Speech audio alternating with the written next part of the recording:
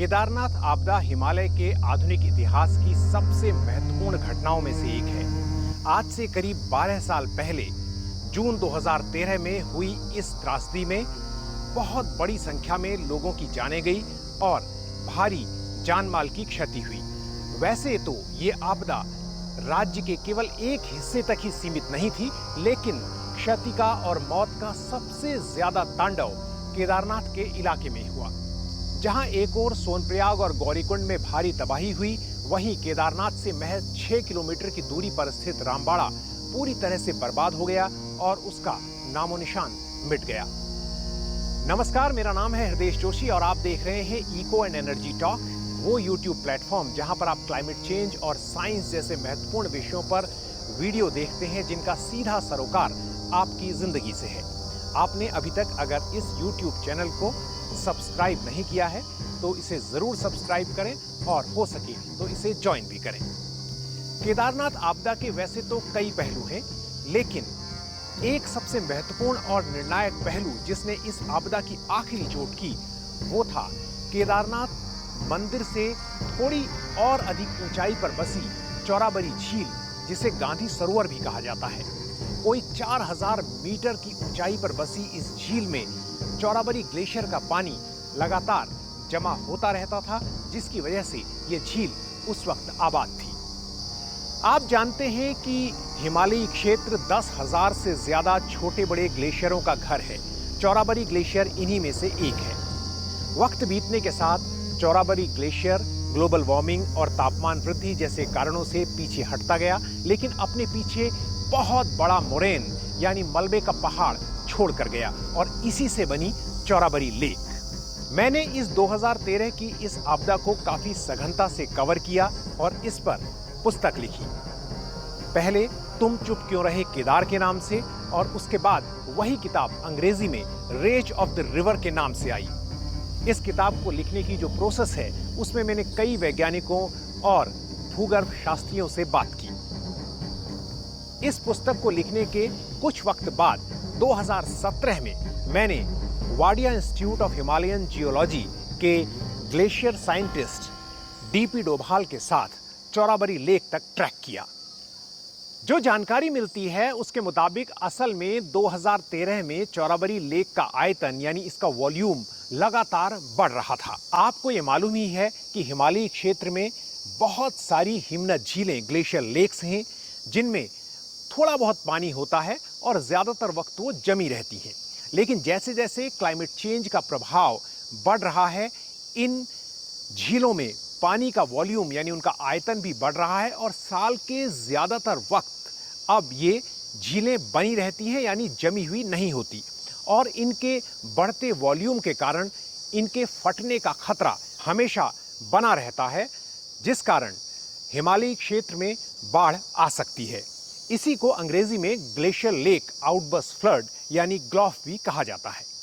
चौराबरी lake कैसे टूटी और केदारनाथ की बाढ़ में इसका क्या रोल था, ये मैं आपको आगे बताऊंगा, लेकिन उससे पहले एक अपील।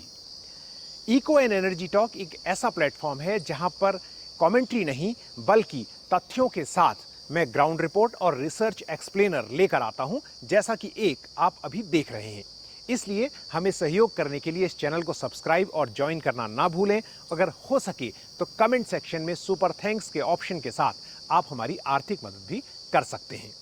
केदारनाथ आपदा से पहले केदारनाथ के ऊपर कोई 14 छोटी बड़ी हिमनद झीलें यानी ग्लेशियर लेक थी। इन सभी की ऊंचाई कम से कम 3700 मीटर थी और ये केदारनाथ मंदिर से लगभग 2 किलोमीटर ऊपर बसी हुई थी। जो सबसे नियरेस्ट लेक थी वो करीब 2 किलोमीटर ऊपर थी। इन्हीं झीलों में से एक चौराबरी झील, जिसे गांधी सरोवर भी कहा जाता है, वो लगभग 3900 मीटर या अगर बहुत स्पेसिफिक होकर कहें तो 3960 मीटर की ऊंचाई पर थी। जैसा कि मैंने बताया कि यह झील मूल रूप से चौराबरी ग्लेशियर के स्नाउट यानी थूथन पर पिघले पानी से बनी थी, लेकिन जलवायु परिवर्तन के कारण ग्लेशियर 200 मीटर से अधिक पीछे हट गया। इसके टूटे हुए यानी छोड़े हुए मलबे से एक हिमोड़ यानी मोरेन यहां रह गया, जिसके माध्यम से ग्लेशियर से झील तक बहुत कम पानी बह सकता था। वैज्ञानिक बताते हैं कि इस झील में जो भी पानी जमा होता वो या तो बर्फ के पिघलने या वहां होने वाली बरसात के कारण था। परिणाम स्वरूप इस 250 मीटर लंबी, 150 मीटर चौड़ी और 15 से 20 मीटर गहरी झील में साल के अलग अलग वक्त अलग अलग मात्रा में पानी जमा रहता था। वाडिया इंस्टीट्यूट के वैज्ञानिकों ने यहां पर एक मॉनिटरिंग कैंप यानी निगरानी कैंप बनाया था और वो लगातार चौराभरी ग्लेशियर के झील का स्तर नापते रहे थे और उन्होंने पाया कि 2000 के दशक के शुरुआती सालों में इस झील का जल स्तर लगातार बढ़ रहा है। सबसे ज्यादा वृद्धि वर्ष 2010 में देखी गई, जब सामान्य से 5 मीटर अधिक पानी चौराभरी झील में नापा गया। उस वक्त ये पैमाइश अक्टूबर के महीने में की गई थी। जाहिर है झील के जो तटबंध हैं उन पर प्रेशर लगातार बढ़ रहा था और 2013 में जब केदारनाथ आपदा आई, आपको मालूम है कि 15 जून से लगातार घनघोर बारिश हो रही थी, मूसलाधार बारिश, जिसकी वजह से झील में पानी बढ़ता गया।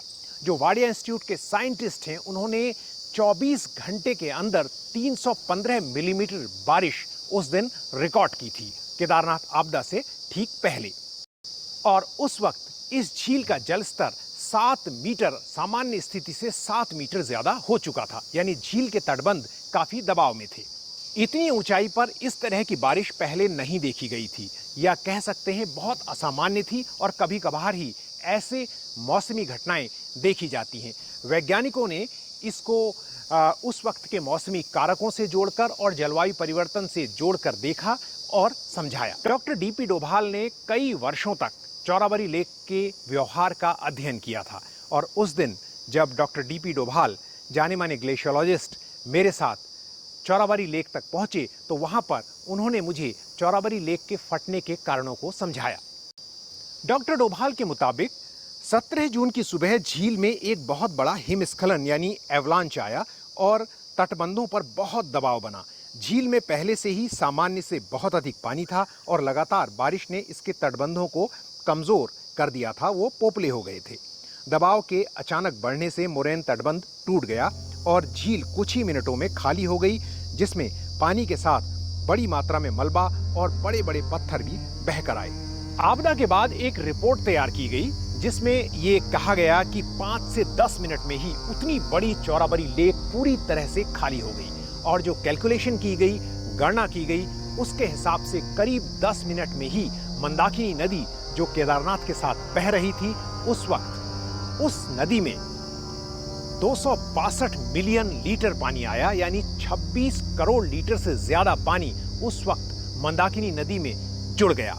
और नदी पहले से ही अपने प्रचंड रूप में थी, तो उसने केदारनाथ में जो हाल किया वो तो होना ही था। जाहिर है इस आपदा से केदारनाथ में हजारों लोगों की मौत हुई। मौत का आधिकारिक आंकड़ा जो है वो 5000 के आसपास है, लेकिन प्रत्यक्षदर्शी और जिन लोगों ने इस आपदा का अध्ययन किया है वो बताते हैं कि मरने वालों की संख्या इससे कहीं ज्यादा रही होगी। जब मैंने भी उस वक्त लोगों से बात की थी तो उनका भी यही मानना था कि बहुत सारे लोग बह गए और हमने देखा कि उसके आपदा के 1 साल बाद भी और उसके कुछ वर्षों बाद तक बहुत ऊंचाई पर लोगों के शव मिलते रहे। जाहिर है इन लोगों की गिनती कभी भी मारे गए लोगों में नहीं हुई। लेकिन क्या केदारनाथ आपदा के 12 वर्षों बाद हमने कोई पाठ सीखा? क्योंकि केदारनाथ आपदा के बाद जो अध्ययन हुए उनमें साफ तौर पर कहा गया कि यह सिर्फ मौसमी कारक या जलवायु परिवर्तन की वजह से नहीं था। जिस तरह का निर्माण, जिस तरह के स्ट्रक्चर केदारनाथ में खड़े किए गए थे या पूरी केदार घाटी में रुद्रप्रयाग जिले में खड़े किए गए थे, उसने इस आपदा को बढ़ाने में बहुत बड़ा योगदान दिया। लेकिन आज पीछे मुड़ के 12 साल बाद जब आप देखते हैं तो उत्तराखंड की हालत में क्या सुधार आया है? क्या हमने वैज्ञानिक तरीके अपनाए हैं और क्या हम एक सस्टेनेबल मॉडल का पालन कर रहे हैं? बिल्कुल नहीं। आज भी केदारनाथ की हालत और केदारनाथ से जुड़े हुए दूसरे इलाकों की चारधाम की हालत बिल्कुल वैसी ही दिखाई देती है। वहाँ लोहा और सीमेंट भरा जा रहा है और उसको ठेकेदारों के हवाले छोड़ दिया गया है। ये वीडियो अगर आपको अच्छा लगा तो आप इसे लोगों से के साथ शेयर करें ताकि ये जानकारी दूसरे लोगों तक भी पहुंच सके। और जैसी मैंने आपसे पहले दरख्वास्त की, इस चैनल को सब्सक्राइब जरूर करें और इसके बारे में दूसरों को भी जरूर बताएं। चाहे तो ज्वाइन भी कर सकते हैं बहुत मामूली कीमत पर, और सुपर थैंक्स के विकल्प के साथ आप मेरी मदद भी कर सकते हैं। जल्द ही नई वीडियो के साथ आपसे फिर मुलाकात होगी। नमस्कार।